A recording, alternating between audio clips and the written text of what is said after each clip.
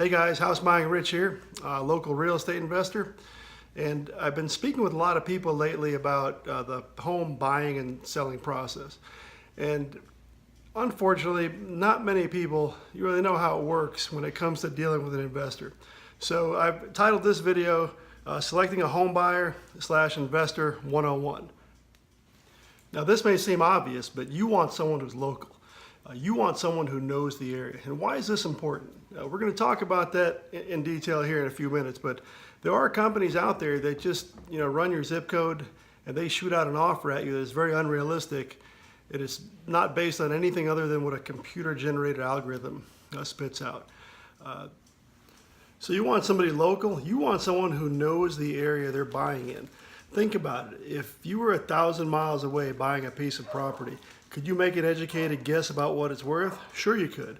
But would you know things about the neighborhood? Would you know about the school districts? Would you know what are the nice areas of town? Would you know if I turn right here, this is a really bad part of town, I don't want to be there?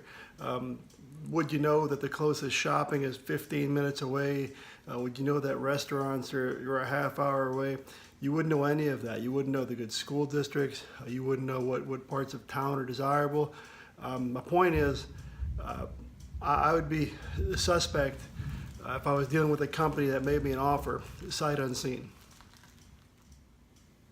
Guys, a lot of folks have been talking online about different companies like OfferPad and Open Door and Knock. And I'm not saying they're bad companies. What I'm saying is that these companies are not local. They're thousands of miles away. How do these companies know your neighborhood? How do these companies know the school district? How do these companies know exactly how to price your house? And the reason I say that is selling your home as well as buying your home is probably the largest single investment you're going to make. This is a six-figure investment. I don't know, do you want to trust somebody 1,000 miles away? And talking about those other companies, there are some things you need to be aware of. First of all, they're going to charge you a 6% fee just to work with them. For the privilege of doing business with them, it's going to cost you 6%. Not only that, they're going to charge you up to a 7%, what they call a market risk fee. And what that market risk fee is, let's face it guys, investors buy your house so they can, one, help you get out of it, and number two, they want to make money. In a perfect world, it's a win-win situation. But I don't see how paying 13% just for the privilege of selling your house is worth it. Okay, so let's talk about how that factors into an offer. Here you have a $200,000 offer. That is a full price offer. That is the after repair value. That means this house is ready to go. For $200,000 it will sell. It will not need any work, and they can buy it from you and turn right around and sell it. Well, think about that. If the house is worth $200,000 and they pay you $100,000 for it, where do they make any money? The answer is they don't. The answer is they take this 13% right here and they subtract it, and it's $174,000. That offer is $174,000. That is the profit that company is going to make. Is profit bad? No, it's not. But there's some other things you need to think about. Let's talk about how repair costs work. So you've got your $200,000 offer, and they've subtracted 13%. That's their profit, essentially, which is okay. They're in business to make money, and your job is to sell the house. That's your main goal. So you're at $174,000. Well, let's say the kitchen hasn't been updated. If you watch HGTV, everybody loves these, beautiful kitchens. That's going to set you back $10,000.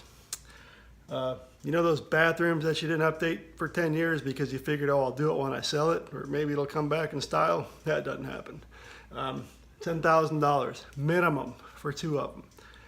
You know that juice your kids spilled on the carpet, and you just put that rug over it so nobody would see it? Well, guess what? You got to fix that now. You know that big hole in the tile in your kitchen that you just kind of walk over because it doesn't bother you? Well, guess what? An end buyer's going to want that fixed. You know the faded paint outside that the neighbors keep complaining about? The chip paint inside, they're going to want all that fixed. So bear in mind, these are pretty conservative estimates, but we've been around for a while. We know what it costs to get things done at a minimum. So this $200,000 offer right here just turned into a $139,000 offer. Think about that. Let's talk about credible. This one's important. We're going to go back to that $200,000 offer. This $200,000 offer, that's now a $139,000 offer. How did you feel when you typed in your address into their website? You said, ooh, $200,000. I love it. I'll take it. That's the answer to all my problems. And then, you know, a few days later, they get to talking to you, and we talked about those repairs. Now it's a $139,000 offer. I don't know about you, but that's not very credible if you ask me. We're still talking about being credible. This is the credible box. Have you ever seen those signs or those ads where they say, oh, we're going to close in 3 days? Let me put your mind at ease. That's not going to happen. I'm going to draw a line right through that. That's not going to happen. And I'm going to tell you why.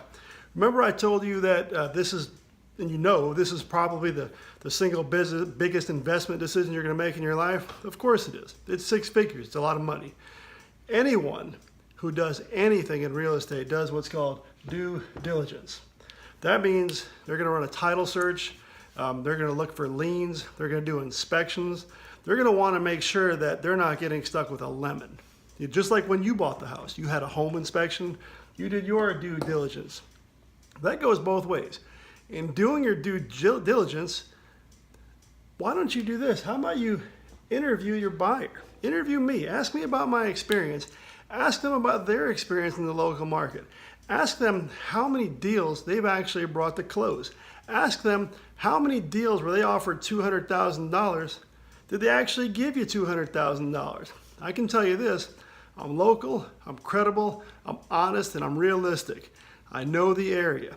And when I give you an offer, I'm going to do my best to give you an offer that's going to make it to closing. For more information, go check out my website, housebuyingrich.com. Go to YouTube, look up House Buying Rich. Click on the link below. And until next time.